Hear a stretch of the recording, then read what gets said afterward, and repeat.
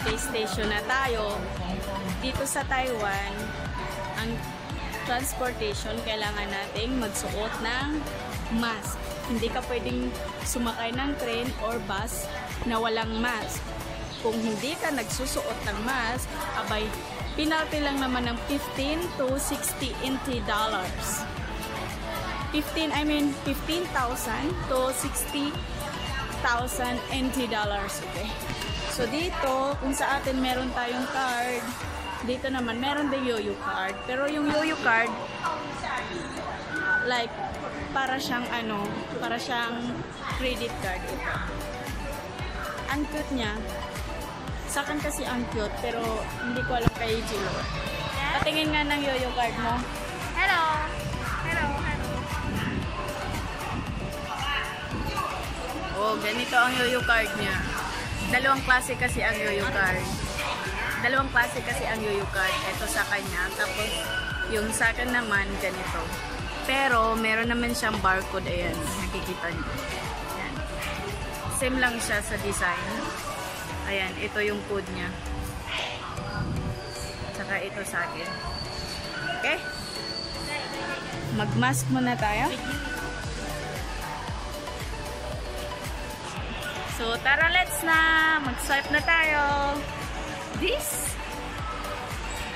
Ito, makikita natin dyan yung balance ng yoyo card, kung ilang laman ng yoyo card. So, yung laman ng yoyo card ko, is yan na lang daw. Oh. Alright. Here we go! Tara! Nandito na tayo sa train. Sa MRT. So, dahil dito ay last station, so terminal station, naghihintay lang sila kung anong oras at time ang alis nila. Kasi, eto, so nasa first and last station tayo. Okay, sa kabila, same way lang siya papuntang Kuti. Station, ayan. Meron naman siyang English, meron din siyang Chinese. May siya, subtitle na English. Kaya sa mga foreigner na gustong mag-vlog or mag-tourist dito, ayan, maintindihan nyo rin po siya kung marunong ka rin mag-English. Okay? Ayan, nagsasara na. Okay, here we go! Ang lawak ng train nito. And it is super clean. Wala kang makita dito kahit kunting dumi. Kasi pag may dumi ka, may penalty ka. So, ganito sila. Kung ano ang upuan ng mga ordinaryong tao, yun lang din ang uupuan mo. Pero, kung ito ay para sa buntis, para sa disabled, para sa mga bata, para sa mga matatanda, kahit puno ang MRT, walang umuupo dito. Okay? Kung merong uupo, pagtitinginan ka ng mga tao. Kasi, para lang talaga to sa mga tao para dito. Ganun dito sa Taiwan. That's all. Diyan sa MRT.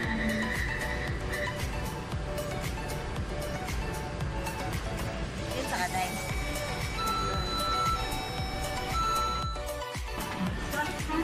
Transfer to Blue Line.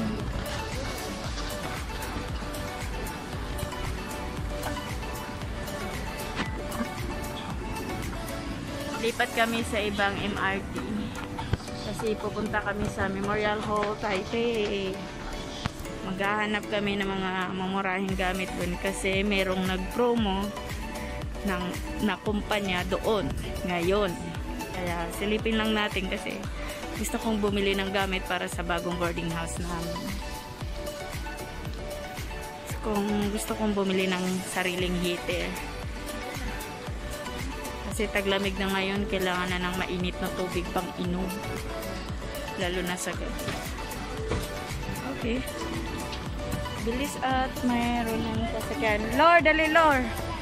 Yung kaibigan kong busy sa pagbablog. Dito sa Taiwan, ha? Always right side kung gusto mong steady lang. Pero kung gusto mong maglakad, nagmamadali ka dito sa kabila. sa Philippines, mahirap sumakay ng escalator kasi yung mga hindi naglao, ayan, tignan nyo. Always in the right side kung ayaw mong, kung hindi ka nagmamadali, always in the right side. O, ayan, diba? Ganyan kalinis ang escalator dito. So, dito rin, fill in the line. Kung huli ka, hindi huli ka. Ayan, papunta kami sa hanggang Taipei Station.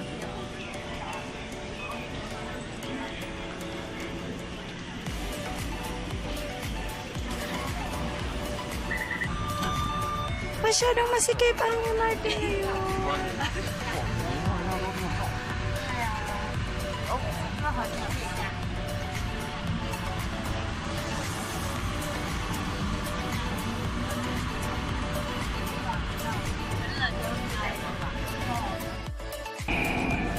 Ang sikip ng MRT ngayon.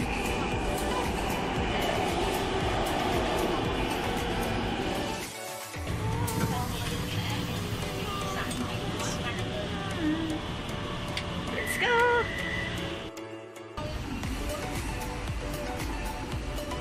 So, nandito tayo sa exit 4.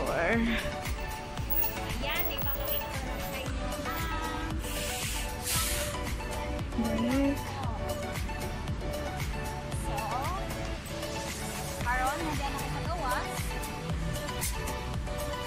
Nalaagan. Ang kaibigan ko, nagbibisaya siya kasi marami raw siyang followers na mga Bisaya. Whereas ako, Tagalog na lang taday kasi para maintindihan ng mga taong nanonood sa akin kasi bago lang ako, so I need to click more subscribers first. Charot, ganun lang. Gala kami dun sa lugar kung saan may mga mamurahing daong bilhin. Try lang. O, ayan.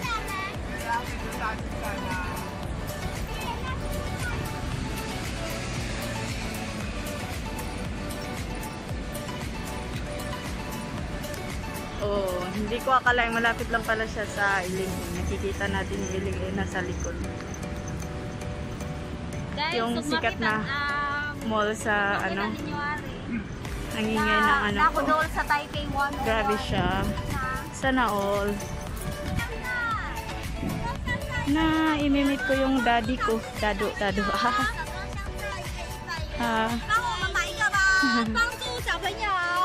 Shopping.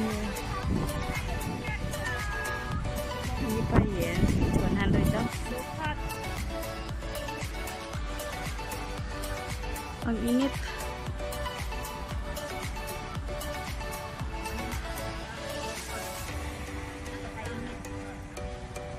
Lihay. Guys, napitsitsi.